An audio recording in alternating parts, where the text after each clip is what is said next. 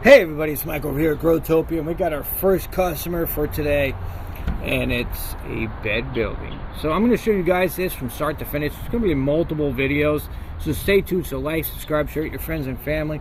One of my neighbors finally decided to go for the Growtopia experience. You know, the growing your tomatoes, your basil, your boraz, your marigolds. You get those to get your tomatoes, plus you get basil and tomato. That's a good taste, isn't it? Oh, I can taste it right now just thinking of it. So what's the first thing we have to do? Well, the first thing we have to do is finding out the size that they wanted. So after they look, my drill committed suicide. You're my phone holder. All right. First thing we had to find out was the size that they wanted. One of my many pockets, and it's getting colder as the sun goes down. So they were looking at a 2-foot by 10-foot bed on a 2x4 setup. Awesome build. 8 foot tall with a 10-foot stream on it, right? So that means that the top bar goes 10 foot across and they're 8 foot down. Now, of course, when I went to Home Depot, I found out a very disturbing fact there was that there is no true 8-footers anymore. So then I fought with the guy at checkout and I said, well, I am not paying for an 8-footer if it's 7 foot and 3/4. So they gave me a discount. Why? Because I'm right. So don't always pay for what is not right. That is right. The American flag flying behind me.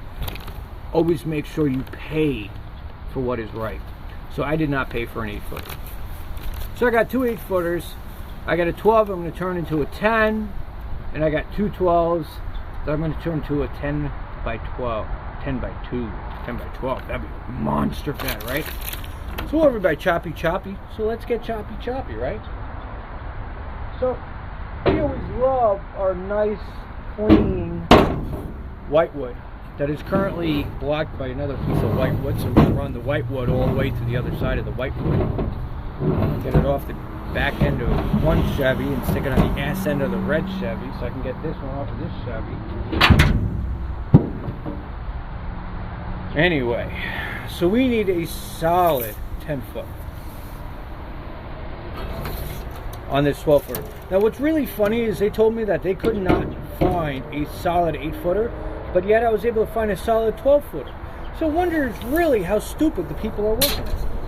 But hey, I got a discount anyway, so I can't complain. I'm also a real asshole. The people who really know me, I'm a real asshole. I'm just like a nice asshole on here. I'm like a fake asshole. Ah, you motherfucking cunt. Here we go. Mike is measuring. Stay.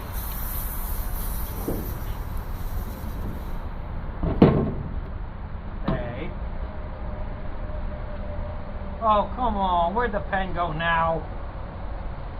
I had the pen in my pants. Oh, here it is.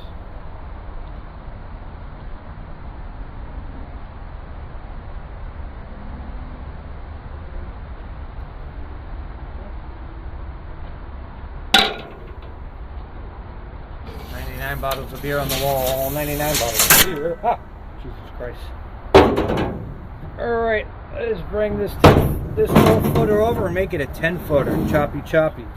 So the best way when you're making a bed is to actually figure out the dimensions of your bed and figure out how you can save a lot of money, right?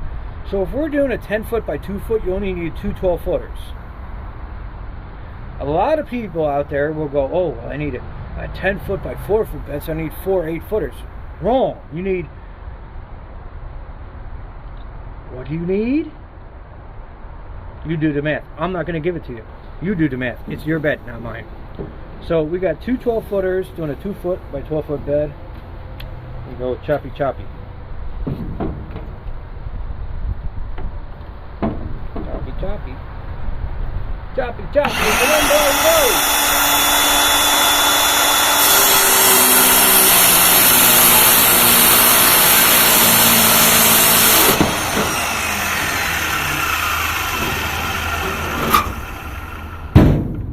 Alright.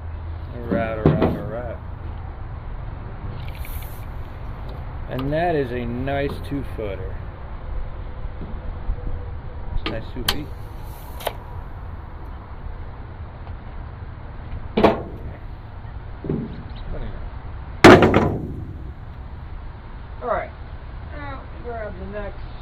2-footer. That'll be. And because we got a solid 2-foot piece of wood, that's our measuring.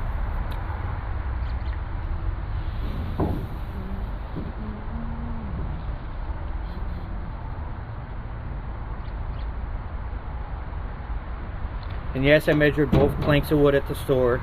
You know, they actually have a tape measure under the table where at checkout. Most of them do, especially if you're in the pro section like I was. They do have a tape measure so you guys can use because you can't really trust Home Depot at all, apparently.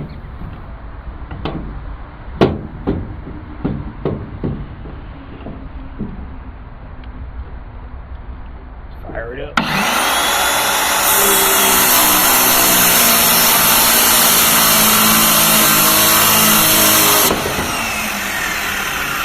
For anybody that's wondering, I'm running a Diablo blade on a Ryobi, battery operated.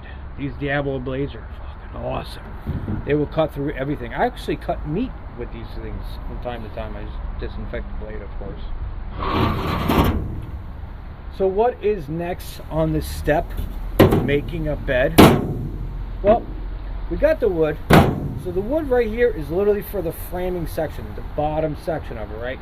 The rectangular section of it. So these two guys and those two big long boys have to get linseed oiled. So let's go jump into doing that. So to do the linseed oil, you need some way of putting it up on something. Now I'm a cheap motherfucker, so I like to use my wheel ramps that I have. Hey, you save money here and there, right? You guys use wheel ramps. I've used boxes. I've used so much random other miscellaneous stuff. So I'm going to stick you guys here and put you guys right there. All right, let's grab those pieces of wood. It's cold.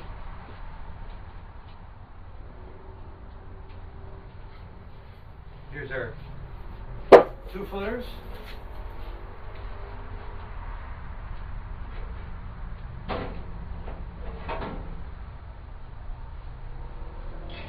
Bring our tools inside before the Moisture King arrives, which is currently knocking on my door. Whew!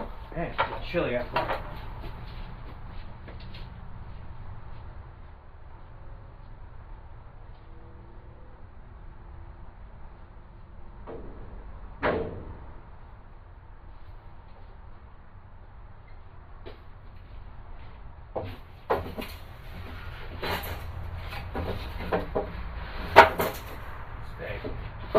Stay.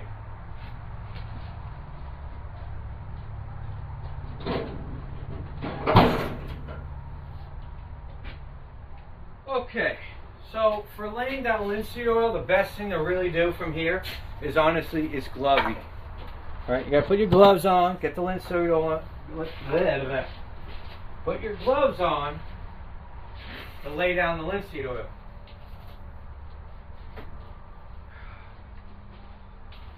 Best thing to do is go for non-treated wood,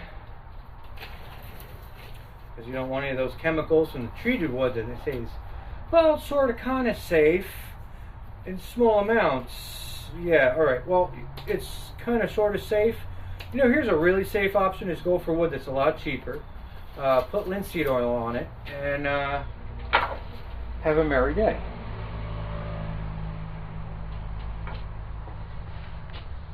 Okay, a merry day.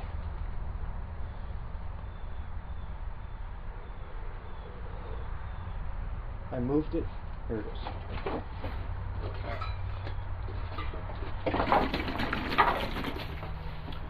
So here's my linseed oil.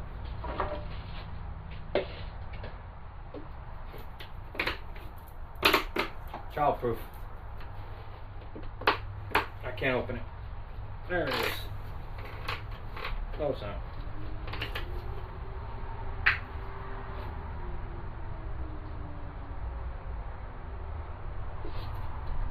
Don't need a lot, just need a little. The other thing you're going to need too is a rag on it as well, so you can wipe it down nice. I like using paper towels because you can't keep them, you can't wash them.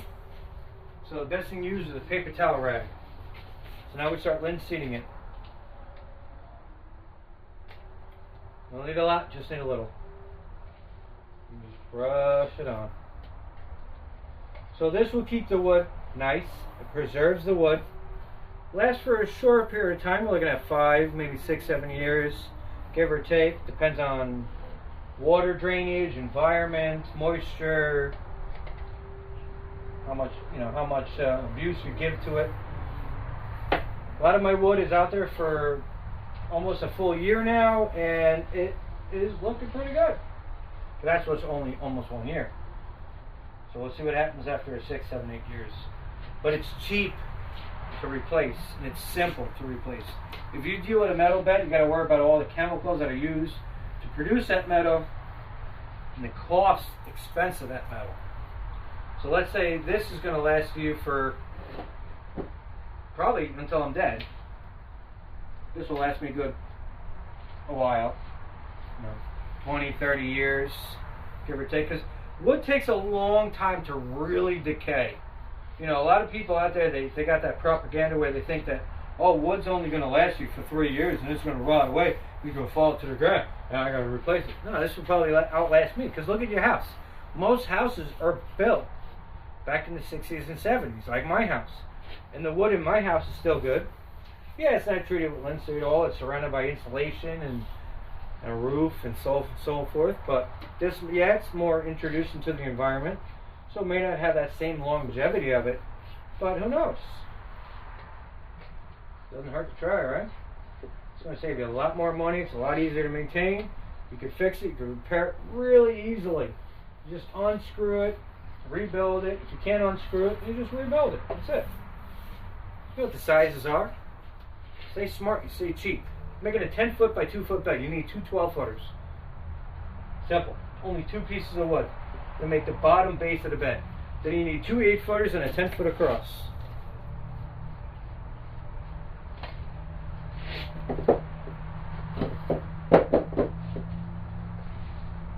So I usually like to let this stuff sit for at least a good 8 to 12 hours. Is this an install tomorrow? Maybe, maybe not. Depends on how quick it dries. My garage is not heated. It goes off of its own temperature from a mix of the house and the door being closed. So it's kind of like an in between drying good and not drying good at all. But we'll see what happens. I would say probably better off is next weekend, just to play it safe. I got all the attachments for it. I got all the hooks. I got all the strings. I got everything to put it all together. All I need to do is treat the wood, make the brackets, and we're good. So the next 2 things that we're going to need right now is the next sections of the bed. The next sections of the bed are the 10-footers. Which are these 2 guys. These 2 guys are going to take a lot longer to linseed. So as I linseed these guys, jeez, I'm going to mix my words together. As I put linseed oil on these guys and turn on my fan so it starts blowing the fumes out of my garage so I don't get too oiled up. Then the next thing I'm going to feel like I'm at a Diddy party. Things are getting really weird. I don't want to be there for it. I will post an update of when everything is done and ready. You guys will see that on the making of the bed. Later.